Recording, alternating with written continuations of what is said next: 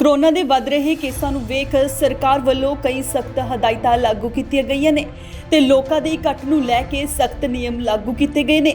ਸਰਕਾਰ ਨੇ ਕਿਸੇ ਵੀ ਸਮਾਗਮ ਵਿੱਚ 20 ਤੋਂ ਜ਼ਿਆਦਾ ਲੋਕਾਂ ਦੇ ਇਕੱਠ ਤੇ ਪਾਬੰਦੀ ਲਗਾਈ ਹੈ, ਪਰ ਲੋਕਾਂ ਤੇ ਇਸ ਦਾ ਕੋਈ ਖਾਸ ਅਸਰ ਵੇਖਣ ਨੂੰ ਨਹੀਂ ਮਿਲ ਰਿਹਾ, ਜਿਸ ਦੇ ਚੱਲਦਿਆਂ ਕਪੂਰਥਲਾ ਵਿਖੇ ਪੰਧਾਲ ਦੋਨਾ 'ਚ ਸਥਿਤ ਇੱਕ ਮੈਰਿਜ ਪੈਲੇਸ ਵਿੱਚ ਸ਼ਰੇਆਮ ਕਰੋਨਾ ਹਦਾਇਤਾਂ ਦੀਆਂ ਧੱਜੀਆਂ ਉੜਦੀਆਂ ਦਿਖਾਈ ਦਿੱਤੀਆਂ।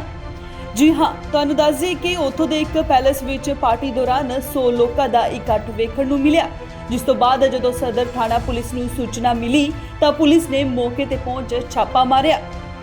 ਇਸ ਮੌਕੇ ਥਾਣਾ ਸਦਰ ਕਪੂਰਥਲਾ ਦੇ ਐਸਐਚਓ ਗੁਰਦਿਆਲ ਸਿੰਘ ਨੇ ਮੀਡੀਆ ਨਾਲ ਗੱਲਬਾਤ ਕਰਦੇ ਹੋਏ ਕਿਹਾ ਕਿ ਸਰਕਾਰ ਦੀਆਂ ਕਰੋਨਾ ਹਦਾਇਤਾਂ ਦੇ ਮੁਤਾਬਿਕ 20 ਤੋਂ ਵੱਧ ਲੋਕਾਂ ਦੇ ਇਕੱਠ ਤੇ ਮਨਾਹੀ ਹੈ, ਪਰ ਇੱਥੇ 100 ਤੋਂ ਵੱਧ ਲੋਕਾਂ ਦਾ ਇਕੱਠ ਵੇਖਿਆ ਗਿਆ, ਜਿਸ ਨੂੰ ਲੈ ਕੇ ਪੈਲੇਸ ਦੇ ਮੈਨੇਜਰ ਸੋਨੂ ਪੁੱਤਰ ਆਨੰਦ ਲਾਲ ਨਿਵਾਸੀ ਨਵਾਂ ਠੱਠਾ ਦੇ ਖਿਲਾਫ ਬਾਈ ਨੇਮ ਤੇ ਹੋਰ 100 ਲੋਕਾਂ ਦੇ ਖਿਲਾਫ ਧਾਰਾ 188 ਦੇ ਤਹਿਤ ਮਾਮਲਾ ਦਰਜ ਕਰ ਲਿਆ ਗਿਆ, ਪਰ ਅਜੇ ਤੱਕ ਕੋਈ ਗ੍ਰਿਫਤਾਰੀ ਨਹੀਂ ਹੋਈ।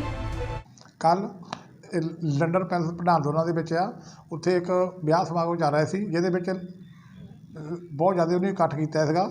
ਉਹਦੇ ਸੰਬੰਧੀ ਅਸੀਂ ਮੌਕੇ 'ਤੇ ਗਏ ਸੀ। ਪਰਚਾ FI ਨੰਬਰ 72 ਅੰਡਰ ਸੈਕਸ਼ਨ 188 269 270 51 ਡਿਜ਼ਾਰਵ ਮੈਨਰ ਦੇ ਤਹਿਤ ਪਰਚਾ ਦਰਜ ਹੋ ਗਿਆ। ਤਫਤੀਸ਼ ਜਾਰੀ ਆ।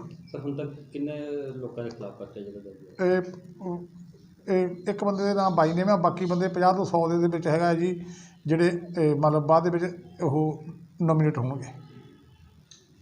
ਸਰ ਕੋਈ ਗ੍ਰਿਫਤਾਰੀ ਹਲੇ ਗ੍ਰਿਫਤਾਰੀ ਇਹਦੇ ਵਿੱਚ ਨਹੀਂ ਹੋਈ, ਤਫਤੀਸ਼ ਜਾਰੀ ਹੈ ਜੀ। ਕਪੂਰਥਲਾ ਤੋਂ ਨਰੇਸ਼ ਖੋਸਲਾ, ਇੰਡੋਜ਼ TV, ਆਸਟ੍ਰੇਲੀਆ।